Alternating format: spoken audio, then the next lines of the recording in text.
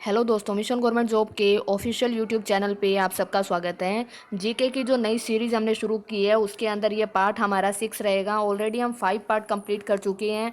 आज की वीडियो में भी आपको बहुत सारे क्वेश्चन सीखने के लिए मिलेंगे और कुछ नए क्वेश्चन हम इसके अंदर रिवाइज भी करेंगे। पीछे वाले क्वेश्चन रिवाइज करेंगे और कुछ नए क्वेश्चन आपको इसके अंदर सीखने के लिए मिलेंगे।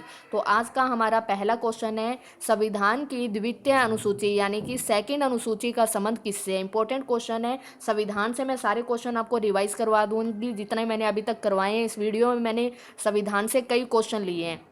तो संविधान की जो दूसरी अनुसूची है उसका संबंध किससे है। सबसे पहले आपको ये पता होना चाहिए कि जब हमारा संविधान बना था, मैंने आपको पीछे वाली वीडियो में भी बताया था, हमारा संविधान बन के तैयार कब हुआ था। 26 नवंबर 1949 को पूरी दुनिया का सबसे बड़ा लिखित संविधान जो कि भारत का संविधान है वो बन के तैयार हो गया था। कितना टाइम लगा था?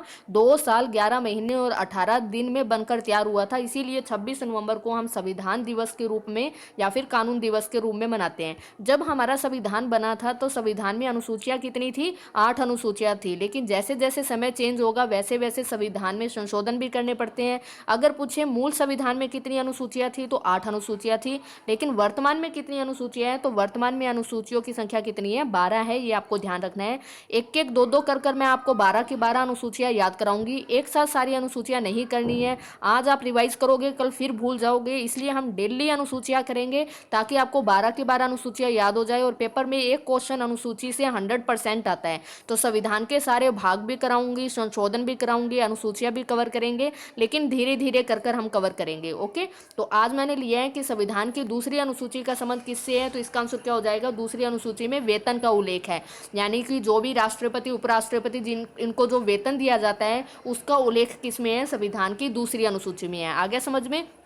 अगर पूछे संविधान की तीसरी अनुसूची में किसका उल्लेख है, तो तीसरी अनुसूची में शपथ ग्रहण करने का, यानी जो भी ये शपथ लेते हैं, जितने भी नेता होते हैं जो ये शपथ लेते हैं उसका उल्लेख कौन सी अनुसूची में है? तो संविधान की तीसरी अनुसूची में है। याद क्या रखना है? सेकंड अनुसूची में वेतन का उल्लेख है, थर्ड अनुसूची में शपथ का उल्लेख है। अगर पूछे भाषाओं का उल्लेख संविधान की कौन सी अनुसूची में है, तो संविधान की 8वीं अनुसूची में भाषाओं का उल्लेख है। आज मैंने आपको अनुसूचियों से क्वेश्चन क्या बताए हैं। जब बना था संविधान अनुसूचियां कितनी थी? 8 थी। वर्तमान में कितनी अनुसूचियां हैं? 12 है। दो क्वेश्चन ये याद रखने हैं। नेक्स्ट क्वेश्चन आपको ये याद रखना है कि सेकंड अनुसूची में वेतन का उल्लेख है, थर्ड अनुसूची में शपथ का उल्लेख है और 8th अनुसूची में भाषाओं का उल्लेख है। आगे समझ में?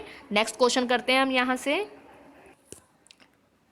हाँ जी, नेक्स्ट क्वेश्चन है हमारे पास, संविधान के किस अनुच्छेद में धन विधेयक की परिभाषा दी गई है। इंपॉर्टेंट है। बहुत प्रकार के विधेयक होते हैं, उसी में से एक विधेयक कौन सा है? धन विधेयक भी है। वित्त विधेयक भी होता है, धन विधेयक भी होता है, साधारण विधेयक भी होता है।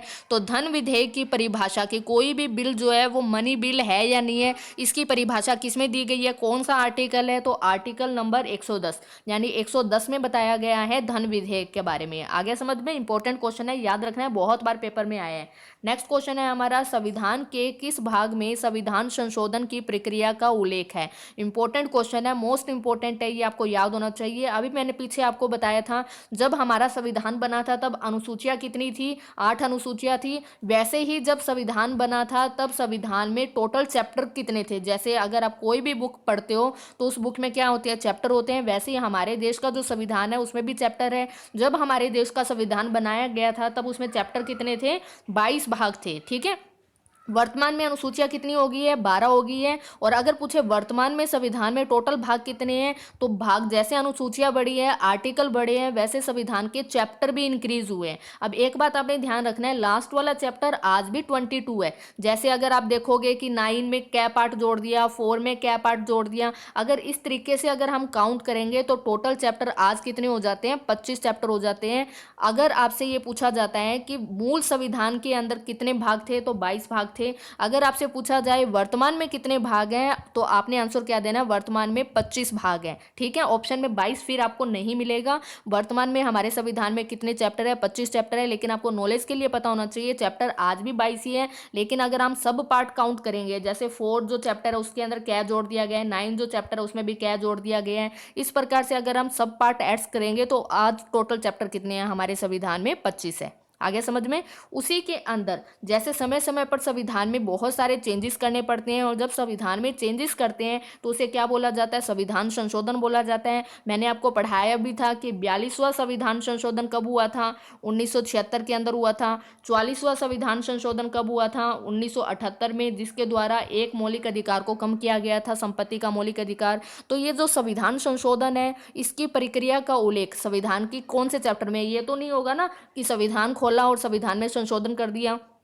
पूरी एक विधि होती है, तो पूरा एक प्रोसीजर होता है, तो इसका पूरा का पूरा एक चैप्टर है। तो संविधान संशोधन का चैप्टर पूछे तो भाग नंबर 20 में। ओके, इंपॉर्टेंट है। और संविधान संशोधन की प्रक्रिया हमने कौन से देश से ली है, तो वो दक्षिण अफ्रीका से ली है, ये आपको ध्यान रखना है। आगे समझ में। तो अनुसूचियां और चैप्टर दोनों मैंने आपको यहाँ पे आज बेसिक क्वेश्चन बताए हैं। 3 अनुसूचियां मैंने आपको बता दी, और साथ में एक चैप्टर बताया है। कौन सा, चैप्टर नंबर 20। किसका उल्लेख है, संविधान संशोधन का उल्लेख है, कॉन्स्टिट्यूशन अमेंडमेंट्स का उल्लेख है इसके अंदर। और ये कौन से देश से हमने लिया है संविधान संशोधन, तो दक्षिण अफ्रीका से लिया है। ओके, नेक्स्ट क्वेश्चन है हमारा, संविधान सभा, भारतीय संविधान सभा के प्रथम दिन के अधिवेशन की अध्यक्षता किसने करी। लास्ट वीडियो जब मैंने बनाई थी तो उसमें मैंने आपको बताया भी था कि जब संविधान बनाने के लिए संविधान सभा की जब पहली बैठक हुई थी, यानी कि पहली मीटिंग कब हुई थी, 9 दिसंबर 1946 को संविधान सभा ने पहली बैठक की थी। तो उस समय इसके अध्यक्ष कौन बने थे, तो डॉक्टर सच्चिदानंद सिन्हा बने थे। 2 दिन में किसी कारण से इनकी तबियत खराब हो गई थी, तो 11 दिसंबर को दूसरी बैठक हुई थी, और उस टाइम अध्यक्ष किसको बनाया गया था, तो डॉक्टर राजेंद्र प्रसाद को बनाया गया था। तो संविधान सभा के अगर स्थायी अध्यक्ष पूछे तो डॉक्टर राजेंद्र प्रसाद, और अगर पूछे अस्थायी अध्यक्ष तो डॉक्टर सच्चिदानंद सिन्हा। ठीक है, हमारे देश के पहले राष्ट्रपति कौन है, तो डॉक्टर राजेंद्र प्रसाद है। पहले प्रधानमंत्री कौन है, तो पंडित जवाहरलाल नेहरू है, ये भी आपको ध्यान रखना है। संविधान सभा के सामने उद्देश्य प्रस्ताव किसने रखा था, तो पंडित जवाहरलाल नेहरू ने ही रखा था, और कब रखा था, 13 दिसंबर 1946। आगे समझ में। नेक्स्ट क्वेश्चन है हमारा, किसी राज्य में विधान परिषद की स्थापना और समाप्ति का प्रावधान भारतीय संविधान के किस अनुच्छेद में है। आपको पता है जिस जहाँ पर पॉपुलेशन ज़्यादा होती है वहाँ पे विधानसभा और विधान परिषद जो है दोनों होते हैं वहाँ पे। तो आपको ध्यान रखना है, जिस प्रकार देश में संसद होती है देश में, वैसे ही राज्यों में बात करें तो राज्यों में क्या होता है, विधानमंडल होता है। ये आपको ध्यान रखना है, जिस प्रकार देश में संसद होती है वैसे राज्यों में विधानमंडल होते हैं। अगर पूछे संसद में सदन कितने होते हैं, तो 2 सदन होता है, लोकसभा और राज्यसभा। अगर पूछे संसद के अंग कितने होते हैं, तो अंग 3 होते हैं। 3 अंग मिलकर संसद का निर्माण करते हैं। तीसरा कौन होता है इसमें, राष्ट्रपति होता है। ये भी आपको ध्यान रखना है। आगे समझ में। अगर सदन पूछे तो 2 आंसर देना है, अंग पूछे तो आपने 3 आंसर देना है, लोकसभा, राज्यसभा और राष्ट्रपति। उसी प्रकार से विधानमंडल में सदन अगर पूछे तो 2 होते हैं। कौन कौन से, विधानसभा होता है और विधान परिषद होता है। ठीक है, और अगर पूछे विधानमंडल के अंग कितने होते हैं, तो इसमें एक और ऐड हो जाएगा, राज्यपाल, क्योंकि राज्यों में सबसे प्रमुख कौन होता है, राज्यपाल होता है। जैसे देश में राष्ट्रपति होता है वैसे राज्यों में राज्यपाल होता है। ओके, अब यहाँ पे हमें याद क्या होना चाहिए कि विधान परिषद की स्थापना और समाप्ति का प्रावधान किस अनुच्छेद में है, यानी किस में लिखा गया है कि किसी राज्य में विधान परिषद की जरूरत है या नहीं। अगर जरूरत है तो वहां पे कैसे बनाई जाएगी, तो इस पूरे प्रोसीजर का उल्लेख कौन से आर्टिकल के अंदर किया गया है। तो एक बात याद रखना है, विधानमंडल का अनुच्छेद पूछे तो 168, विधान परिषद का अनुच्छेद पूछे तो 169, अगर विधानसभा का अनुच्छेद पूछे तो 170। मैंने तीनों बता दिए यहाँ पे, विधानमंडल, विधानसभा और विधान परिषद। ओके, अगर पूछे राष्ट्रपति का वर्णन संविधान के कौन से अनुच्छेद में है, तो राष्ट्रपति का वर्णन है अनुच्छेद नंबर 52 के अंदर। ओके, तो 4 क्वेश्चन बता दिए, चारों क्वेश्चन आपको यहाँ पे याद रखने हैं। नेक्स्ट क्वेश्चन है हमारा, संयुक्त राष्ट्र महासभा में हिंदी में भाषण देने वाले हिंदी में भाषण देने वाले भारतीय कौन थे। यानी संयुक्त राष्ट्र की जो महासभा हुई थी उसमें हिंदी में भाषण देने वाले भारतीय कौन थे, तो इसका आंसर क्या हो जाएगा, अटल बिहारी वाजपेयी। अटल बिहारी वाजपेयी जी ने संयुक्त राष्ट्र की जो महासभा हुई थी उसके अंदर हिंदी में भाषण दिया था। संयुक्त राष्ट्र यानी कि यूनाइटेड नेशन, मैंने आपको बताया था यूनाइटेड नेशन की स्थापना कब हुई थी, 24 अक्टूबर 1945 को हुई थी। इसलिए हम 24 अक्टूबर को क्या मनाते हैं, यूनाइटेड नेशन डे मनाते हैं। ये आपको ध्यान रखना है। और अटल बिहारी वाजपेयी जी को भारत रत्न भी मिला हुआ, और कब मिला था इनको भारत रत्न, 2015 के अंदर। नेक्स्ट क्वेश्चन है हमारा, किस देश की स्थल सीमा सबसे ज्यादा देशों से लगती है, यानी सर्वाधिक देशों से लगती है, तो इसका आंसर क्या हो जाएगा, चीन। चीन की स्थल सीमा जो है वो सबसे ज्यादा देशों से लगती है। अब यहाँ पे देशों के नाम आए हैं तो सबकी कैपिटल करते हैं। पहले जापान की कैपिटल क्या है, तो जापान की कैपिटल है टोक्यो। चीन की कैपिटल क्या है, तो चीन की कैपिटल है बीजिंग। बांग्लादेश की कैपिटल क्या है, तो ढाका है बांग्लादेश की कैपिटल। और पाकिस्तान की कैपिटल इस्लामाबाद है। अब चीन की करेंसी पूछे तो येन है। और चीन की सॉरी जापान की करेंसी क्या है, येन है। और चीन की करेंसी क्या है, चीन की करेंसी है रेनमिनबी। रेनमिनबी जो है वो चीन की करेंसी है। बांग्लादेश की करेंसी क्या है, ढाका टका चलता है यहाँ पे। और पाकिस्तान में क्या चलता है, पाकिस्तान में रुपये ही चलता है। आ गया समझ में। तो ये सारे क्वेश्चन आपको यहाँ से याद रखने हैं। नेक्स्ट क्वेश्चन है, डॉक्टर बाबा साहब अम्बेडकर इंटरनेशनल एयरपोर्ट कहाँ पर है।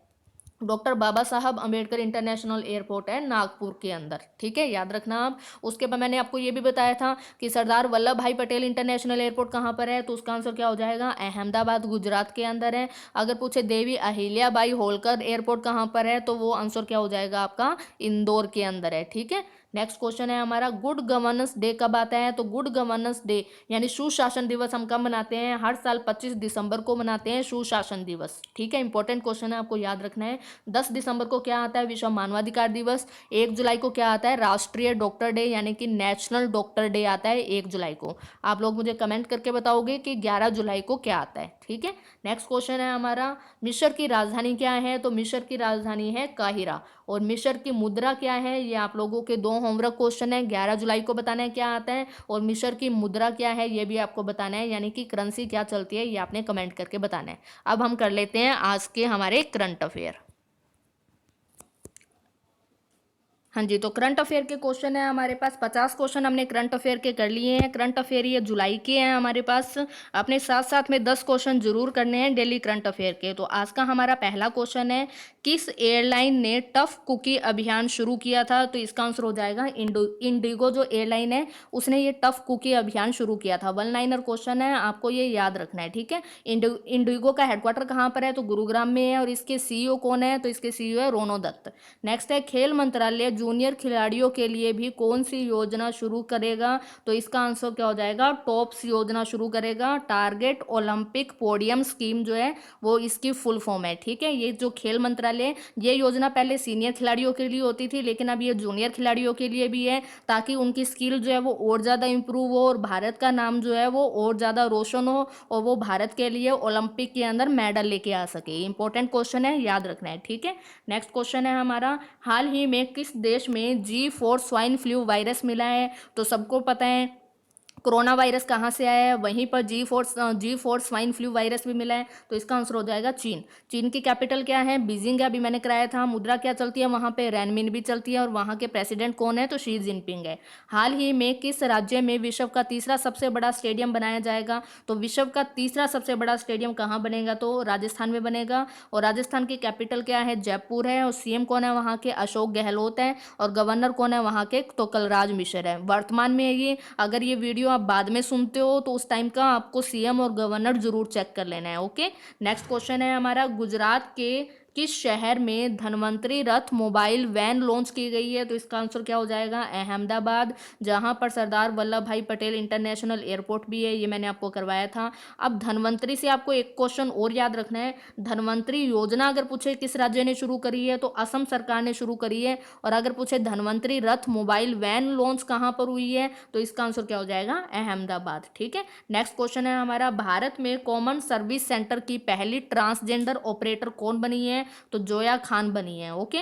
नेक्स्ट क्वेश्चन है, हाल ही में किसने overdraft saving the Indian saver नामक किताब लिखी है। इंपॉर्टेंट क्वेश्चन है, आरबीआई के पूर्व गवर्नर भी रह चुके हैं ये। तो इसका आंसर क्या हो जाएगा, उर्जित पटेल। उर्जित पटेल ने एक किताब लिखी है, overdraft saving the Indian saver.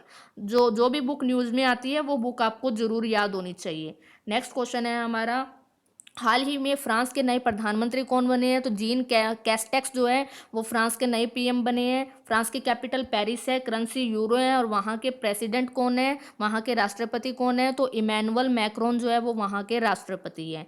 Next question है, हाल ही में किस राज्य में इंतजार आपका सोशल मीडिया अभियान शुरू किया गया है, तो वो राज्य कौन सा है, मध्य प्रदेश है। रोको टोको अभियान भी मध्य प्रदेश में शुरू किया गया है, ये भी आपको ध्यान रखना है। मध्य प्रदेश की कैपिटल क्या है, भोपाल है, ये आपको ध्यान रखना है। मध्य प्रदेश के सीएम कौन है और मध्य प्रदेश के गवर्नर कौन है वर्तमान में, ये करंट का क्वेश्चन है, आप लोग मुझे कमेंट करके बताओगे, क्योंकि अभी थोड़े टाइम पहले ही मध्य प्रदेश के जो गवर्नर थे उनका निधन हो गया है। उनकी जगह पे नया जो गवर्नर है, जिनको एडिशनल चार्ज जो है वो ऑलरेडी दिया गया था पहले ही, उनको ही मध्य प्रदेश का गवर्नर बना दिया गया है। तो आप लोग मुझे कमेंट करके बताओगे मध्य प्रदेश का सीएम कौन है और गवर्नर कौन है, ठीक है। और अगर पूछे राजा भोज एयरपोर्ट कहाँ पर है, तो वो भी कहाँ पर है, मध्य प्रदेश में ही है, ये भी आपको ध्यान रखना है। ओके, तो ये हमारी आज की वीडियो थी। अगर आपको वीडियो पसंद आई है तो वीडियो को लाइक ज़रूर करना और चैनल को शेयर ज़रूर करना। Thank you.